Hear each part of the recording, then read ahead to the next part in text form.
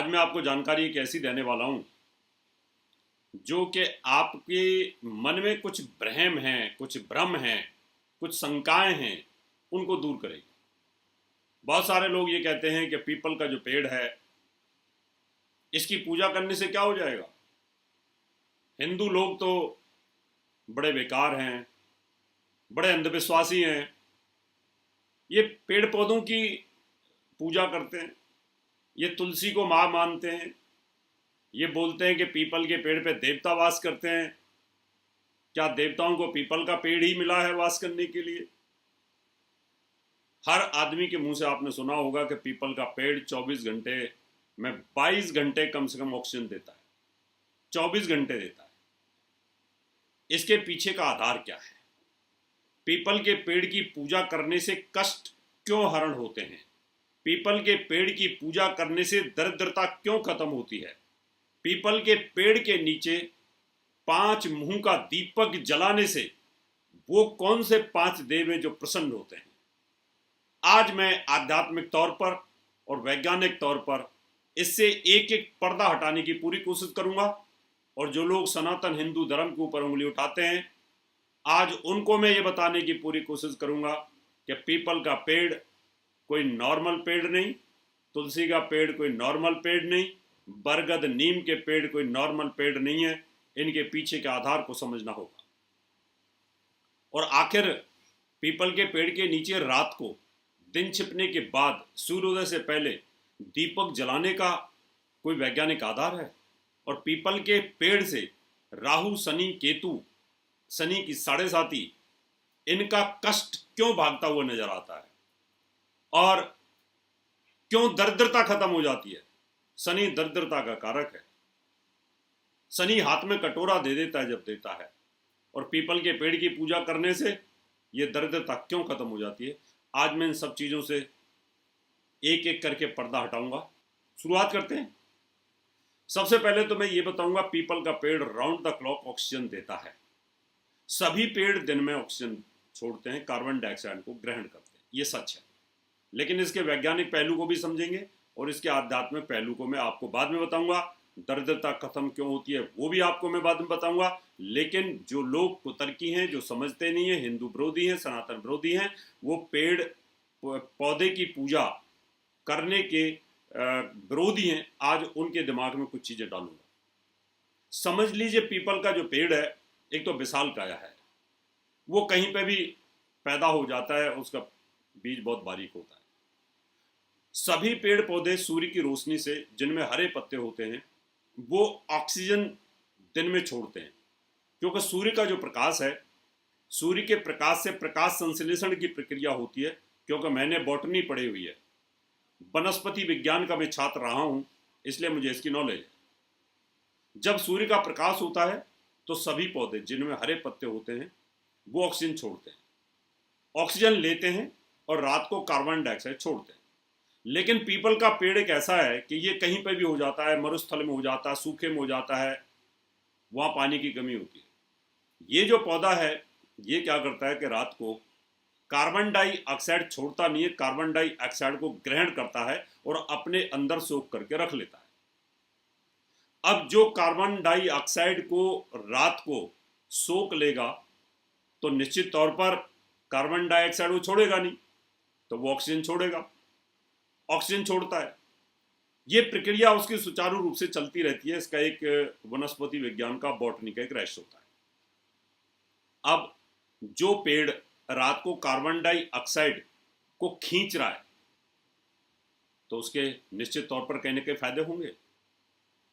अब उस फायदा का ये रहस्य मिलता है कि इस पेड़ के नीचे सोने से, इस पेड़ के नीचे पूजा करने से, इस पेड़ के नीचे समाधि लगाने से, इस पेड़ के नीचे दीपक जलाने से क्या आपको मिलता है लाभ? क्या दरिद्रता खत्म हो जाएगी? क्या पीपल के पेड़ में वो शक्तियां हैं कि जो दरिद्रता खत्म कर देगा? आज मैं आपको कुछ रहस्य बताऊंगा और वो रहस्य भी बताऊंगा कि 5 मुंह का दीपक, पंचमुखी दीपक जलाने से क्या पीपल के पेड़ के ऊपर वास करने वाले 5 देवता प्रसन्न हो जाते हैं।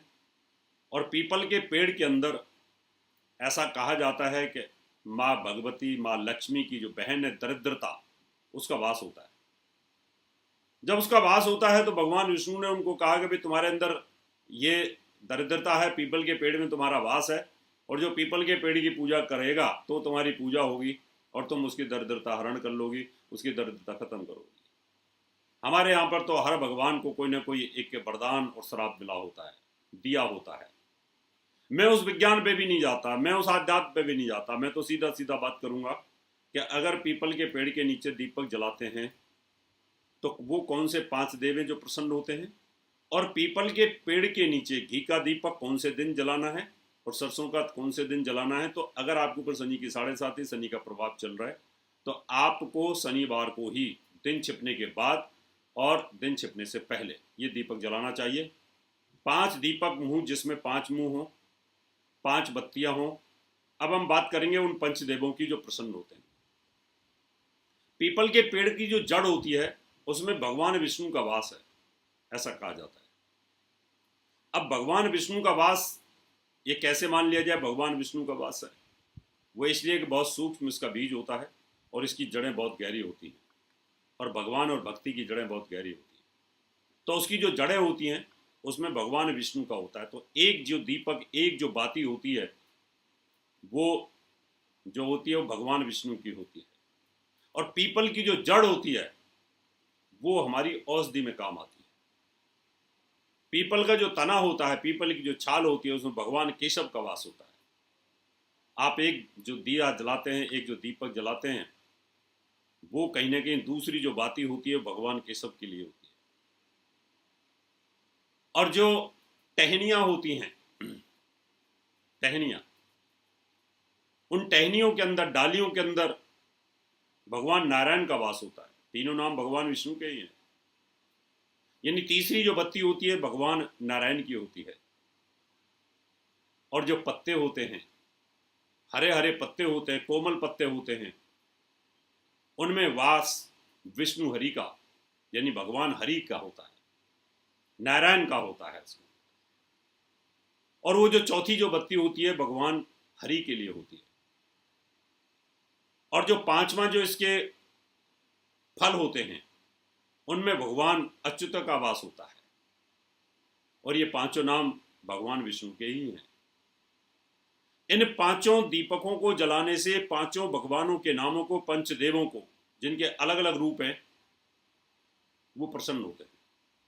अब आपको ना तो भगवान विष्णु दिख रहे हैं, ना केशव दिख रहे हैं, ना नारायण दिख रहे हैं, ना भगवान हरि दिख रहे हैं, ना भगवान अच्युत दिख रहे हैं, तो फिर आप कैसे पूजा करते हैं? अब उसके रहस्य को मैं बताने की कोशिश करूंगा कि आध्यात्मिक रहस्य हमारे पुराणों का क्या बोलता है, हमारे पुराण क्या बोलते हैं। उस पुराण की बात को मैं आपको लेकर के आता हूं। मैंने थोड़ी देर पहले आपको बताया था कि विज्ञान ये कहता है कि सूर्य के प्रकाश से प्रकाश संश्लेषण होता है इसका, तब जाकर के ये ऑक्सीजन राउंड द क्लॉक हमें देता है, प्रोवाइड करता है, और कार्बन डाइऑक्साइड को अवशोषित करता है, खींचता है। रात के अंदर उजाला नहीं होता, प्रकाश नहीं होता। जब प्रकाश नहीं होगा तो ऑक्सीजन, कार्बन डाइऑक्साइड वो कैसे खींचे और ऑक्सीजन कैसे दे? हमारे ऋषि बड़े योगी थे। मैं नमन करता हूं उनको, मैं हाथ जोड़ करके उनको प्रणाम करता हूं कि हे ऋषियों, आपकी दिव्य आत्मा धन्य है, आपका योग धन्य है कि आपने कितना बड़ा विज्ञान हमें दिया। आपने उस योग से समझा जो आज वैज्ञानिक समझ रहे हैं जिन बातों को, आप समझें। योग से उन्होंने देखा कि रात को जब दीपक आप जलाओगे, 5 मुंह का दीपक प्रकाश ज्यादा देगा, और उस प्रकाश की जो किरणें हैं वो पीपल के पेड़ की पत्तियों पर जाएंगी, और पीपल के पेड़ के ऊपर प्रकाश आएगा। और जब पीपल के पेड़ के ऊपर प्रकाश आएगा तो वो ऑक्सीजन ज्यादा मात्रा में देगा। हे धन्य है ऋषियों, क्या विज्ञान था। मैं तो सिर्फ एक तुच्छ, एक प्राणी जो आपको रिसर्च करता रहता हूं, जो आपको शोध करता हूं। वो जो प्रकाश है वो पीपल के पेड़ पे जाएगा, और पीपल का पेड़ मोर ऑक्सीजन, ज्यादा ऑक्सीजन, अत्यधिक ऑक्सीजन हमें देगा। इसलिए जो व्यक्ति रोजाना पीपल के पेड़ के नीचे पंचमुखी दीपक जलाते हैं उनको कभी जीवन में दरिद्रता नहीं आ सकती। भगवान विष्णु के 5 रूप उनसे प्रसन्न होते हैं। किसी प्रकार की तकलीफ नहीं होती है। इसलिए मित्रों, आप भी पीपल के पेड़ के नीचे आप दीपक जला सकते हैं। अगर आप शनि से प्रभावित हैं, आपके ऊपर दरिद्रता वाले ग्रह की योग चल रहा है, आपकी कुंडली में दरिद्र योग है, तो आप ये उपाय कर सकते हैं। भगवान विष्णु आपका साथ देंगे। इसी तरह की और भी जानकारी लेने के लिए हमारे चैनल को सब्सक्राइब करें और नई वीडियो की नोटिफिकेशन के लिए बेल आइकॉन दबाएं। अगर आप ये वीडियो फेसबुक पर देख रहे हैं तो वीडियो को लाइक और शेयर करें। साथ ही अपनी राय कमेंट बॉक्स में जरूर बताएं। धन्यवाद।